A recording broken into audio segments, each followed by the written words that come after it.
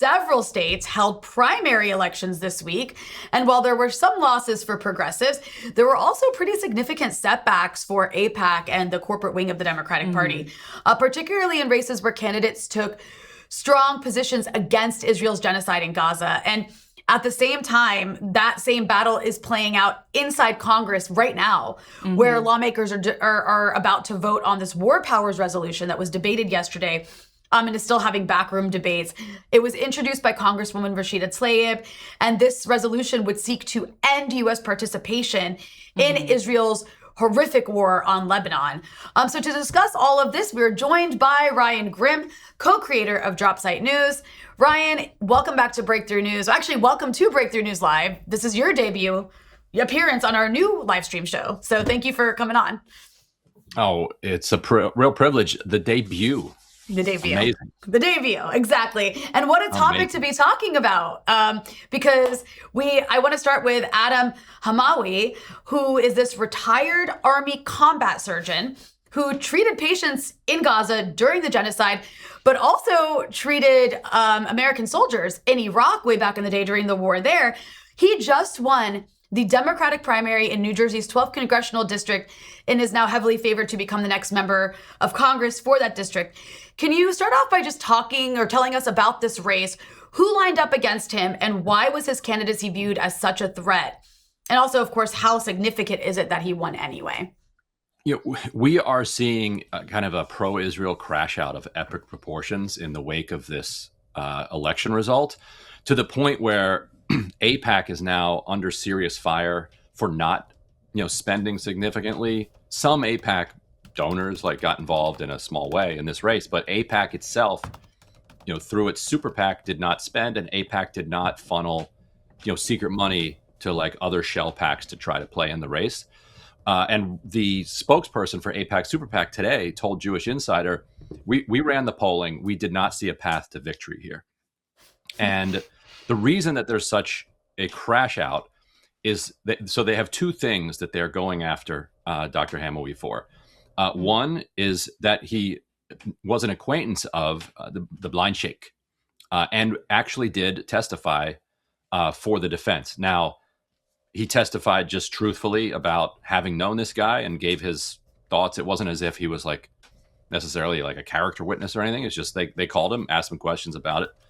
You can read his testimony. He ended up being convicted. This is a guy who was involved with the planning, or accused of planning, the first World Trade Center bombing, where they sent the truck into the garage there. So it's true that he knew him, and I asked him about that. I think he was on Breaking Points recently. And he said, look, he's like, the observant community in New York and New Jersey is fairly small in the 1990s. And, everybody knew everybody. And I knew him. We were on a caravan together, dozens of people that traveled from New York, I think, to Detroit for some event. And so, yeah, he's like, I knew him. The second thing that they're freaking out about is that as a med student in 1994, while he was in the reserves at this point, so he's already enlisted in the military at this point. In 1994, he went to the Bosnian mission and asked, "What can I do about Milosevic's unfolding genocide?"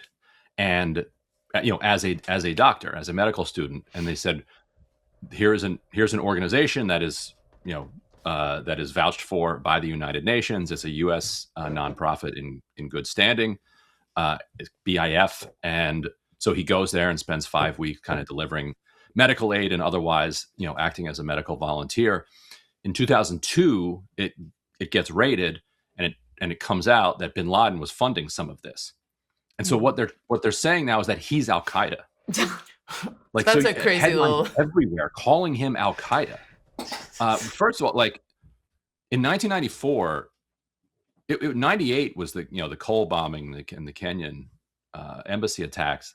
That's when people first start to understand who Al Qaeda even is. 1994, the CIA, which may or may not have been funding them at the time, Speaking of, would have known. But outside of the CIA, a medical student wouldn't have any idea who it was. And also, it was being done secretly. It's not like if you show up and you're like, let me see the funding mechanism. It's a nonprofit, right? That in Bosnia was an ally of the United States, and they're facing a genocide. So he volunteered there. So that's what they have on him. He has spent his life since then in service, not just serving 20 plus years in the military, 8 years active duty as a combat surgeon, but volunteering as much as he can all around the world in these combat zones. The kind of, you've met these people. They're the kind of people that you're just kind of in awe of their courage and their level of humanity. Because it's just like I'm just like, wow, like you reflect on your own life, what you do. You feel good. You feel good when you do a little bit of volunteering in the neighborhood, and these people are like giving up their comfortable lives. And he's a plastic surgeon in New Jersey, and then just regularly going into these war zones. One of his rotations in Gaza, the Israeli military surrounded the hospital, blocked even water from getting in, and some of the Western doctors who were on his mission in his delegation were on IV drips, and they were not being allowed to leave. And finally, Tammy Duckworth, senator from Illinois, whose life he saved, and she also credits him with saving one of her arms with a new technique that he had learned recently in medical school. Otherwise, she would have been a triple amputee. So she speaks up, and she's like, "This army doctor who saved my life, you're going to kill him. That's intolerable, with our weapons." So they say, fine, we will let this medical mission leave. And he and two other doctors say no. Most of them left. I think there was 20 in the mission. They say, no, we're not leaving until a new rotation of medical workers is allowed back in, because that's what our colleagues here in the hospital are demanding, because they see that they are surrounded. And if the Western doctors leave, they're going to come in, they're going to torture and execute the medical staff and take them to the torture centers. And so eventually, under pressure, the Israelis did then allow the next rotation in. So that's really what the pro-Israel lobby is upset about, that somebody with that level of conviction and that perspective and that experience, and with the credential of having 20 plus years in the military, the American military, they don't want somebody like that going to Congress. So they're whipping up this Al-Qaeda hysteria. But I saw a Free Press article today. It's like, guys, the election happened. He won, guys. He won anyway. And what they're most scared about is the fact that the people of New Jersey, that actually appeals to them, and they actually support his candidacy, support him to represent them in Congress. And a state like New Jersey, we have, a very interesting, to say the least, Democratic Party machinery in that state. So, he speaks to the people. He spoke for the people. So,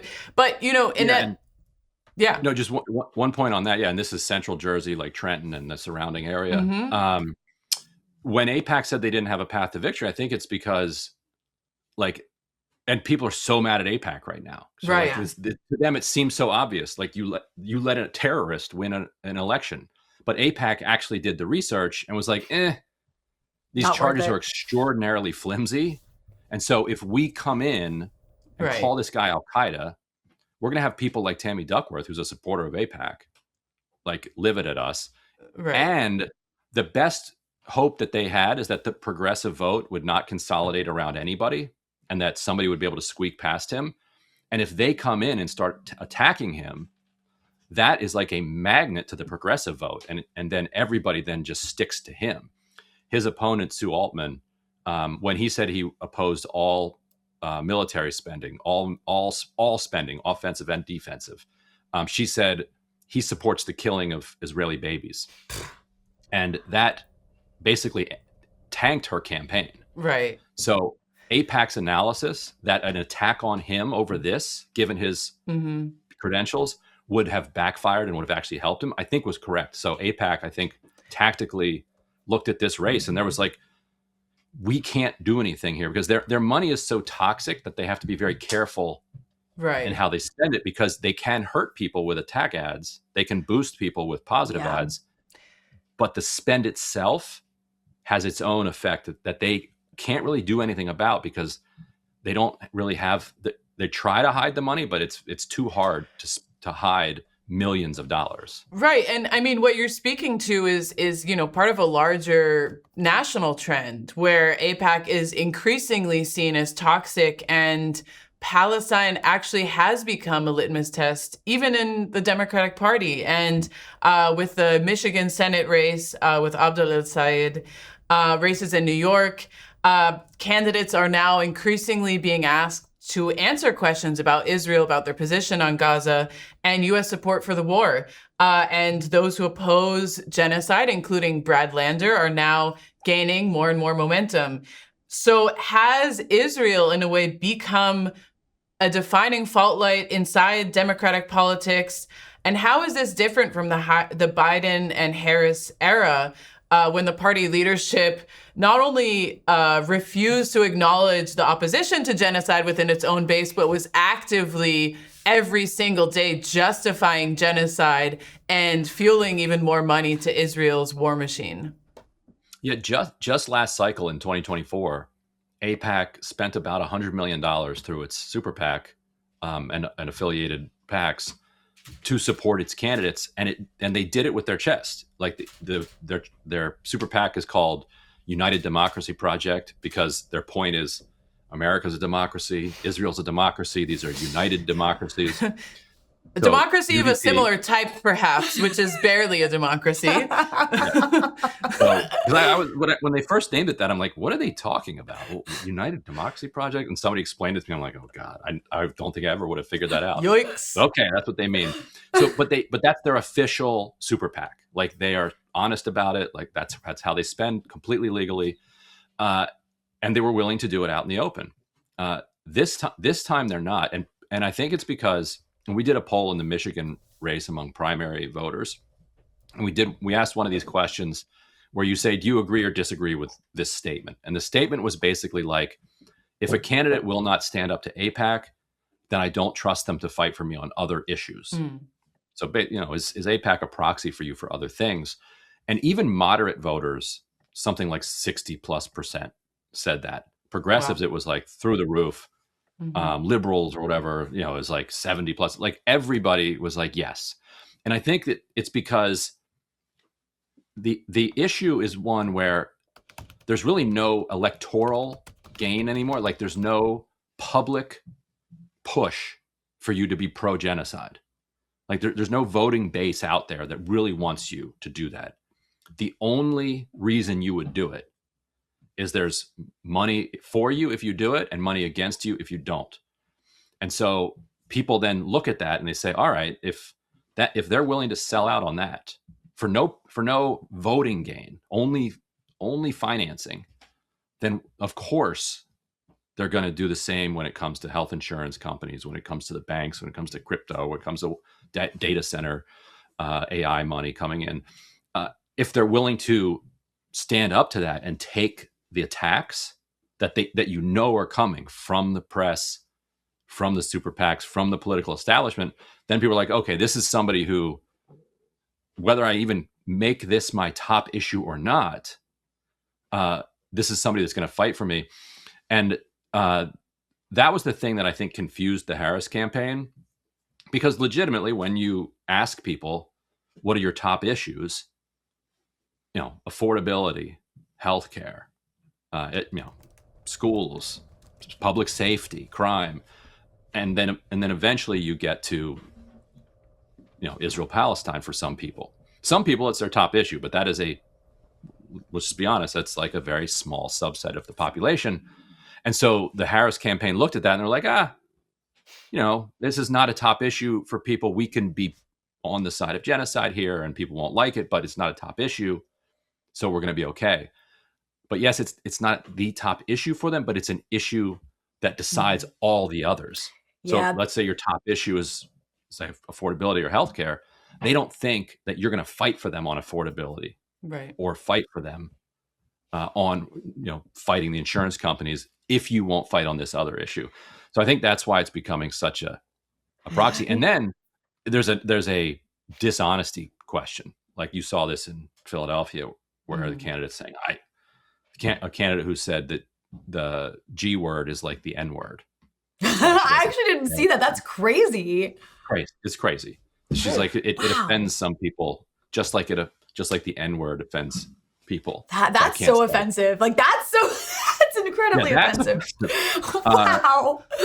And then it turned out that she's using this this super PAC that's an AIPAC pass through. It has been an AIPAC pass through, is spending millions to elect her when she had sworn off she wouldn't take any AIPAC money. Amazing. So then it's not just that issue; it's a question of integrity as well. Yeah. It's so interesting. I'm just imagining the people sitting around like a boardroom table being like, here's the zinger. We compare the G word to the N word and thinking that's a smart idea. I'm gonna guess she came up with that on her own. I don't know if that got possible. Maybe it wasn't focus group. Maybe that's why she went through with it. It wasn't focus group. It was not. But I guess this is also before we let you go here. It's interesting. So she was a well-regarded physician, still is, pediatrician, and was highly regarded in Philadelphia for her work during COVID. Very smart woman. And I think what happened is she sat down, had a private meeting, and there's been some reporting around this, with pro-Israel folks in the area, and they were just incredibly emotional to her about their feelings about the word genocide. Yeah. Right. And I think that meeting really resonated with her. Then she reproduced that emotion publicly, and the public was like, what are you talking about? Well, I gotta say, when I'm sitting in Beirut hoping, the Russian roulette of Israeli bombs doesn't impact me, the first thing on my mind is the feelings of those people. I just want to make sure they feel okay, right? But before we let you go here, Ryan, I wanna ask you about the War Powers resolution that Rashida Tlaib introduced that's being voted on. I'm not sure if it's even maybe as we speak or very, very soon. To come up today. Yeah, it's supposed to come up this afternoon. This is kind of a part of the same battle I think we're seeing in the primaries. Where, Rashida's asking for Congress to vote to basically stop U.S. intelligence sharing and military support for Israel's war on Lebanon. And I know you were tweeting about it yesterday, that Axios article, and there's been a few articles since showing that Democratic leadership is pretty furious that this resolution's going forward. They're arguing it would undermine efforts against Hezbollah. But then at the same time, many Democrats are reluctant to go on the record defending a war that has killed over 3,400 people and that has displaced over 1 million Lebanese, basically like occupying a huge portion of the South, killing, like we see in Gaza, killing medics and killing babies and intentionally assassinating journalists. So, I want you, if you could tell us maybe what are the battle lines inside Congress here? And even if this resolution doesn't become, well, not law because it's not binding, but even if it doesn't pass, does forcing members to take a position on this have political significance? Yes, Trump in both the first term and this term has shown actual surprising responsiveness to war powers resolution votes. Like, for instance, in the first Trump term, when Congress passed a war powers vote that insisted on basically ending U.S. refueling for Saudi bombs, I think he vetoed it, but then he ended the refueling. Like they've had like material like implications on the ground, and they work very hard to stop them. Like when a Venezuela one was about to pass, they went to Congress and straight up lied and said not only do we not have any plans to attack Venezuela, we don't actually believe that we have the legal authority to do so. Like, that's what they told Congress. Right. And so Congress was like, okay, you know what? Well, then we'll punt this vote until later. No need. And then they invaded over the weekend.